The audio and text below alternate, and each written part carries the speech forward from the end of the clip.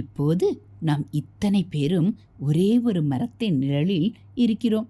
ரொம்ப வருஷங்களுக்கு முன் இத்தனோண்டு சின்னதாக இருந்த ஒரு செடிதான் இப்போது இவ்வளவு பேருக்கும் நிழல் தருகிற மரமாக ஆகியிருக்கிறது.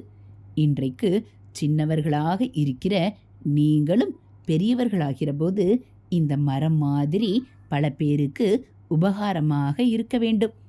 இது ஒரு பள்ளியின் மர நிழலில் ஆற்றிய உரை. வாழ்க்கையில் நல்ல நிலைக்கு வரவேண்டும் என்பது பிறருக்கெல்லாம் உபகாரம் செய்வதற்காகத்தான்.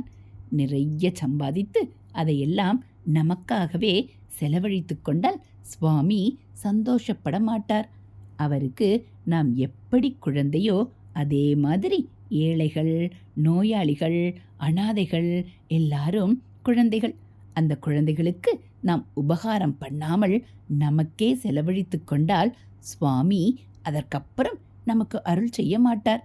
அதனால் நீங்கள் எல்லோரும் உலகத்துக்கு உங்களால் முடிந்த உபகாரத்தை செய்ய வேண்டும். அதில் உங்களுக்கு சந்தோஷமும் பெரிய திருப்தியும் உண்டாகும். நீங்களே சாப்பிடுவதை விட ஒரு ஏழைக்கு சாப்பாடு போட்டால் அதில் உங்களுக்கு இன்னும் ஜாஸ்தி இன்பம் உண்டாகும்.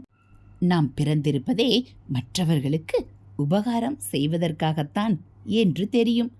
இப்படி உங்களால் முடிந்த உதவியை செய்து நீங்கள் மற்றவர்களின் மனதை குளிர வைத்தால் அதை பார்த்து சுவாமியும் உங்களிடம் மனம் குளிர்ந்து நிரம்ப அருள் செய்வார்.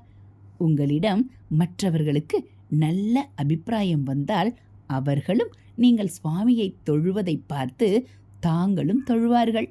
பக்தியினால் உங்களுக்கு உண்டாகிற ஆனந்தமும் நல்லறிவும் அவர்களுக்கும் கிடைக்கும். ஆனபடியால் நீங்கள் சுவாமியிடம் பக்தியாக இருப்பதே எல்லாவற்றையும் விட பெரிய பரோபகாரமாகிறது.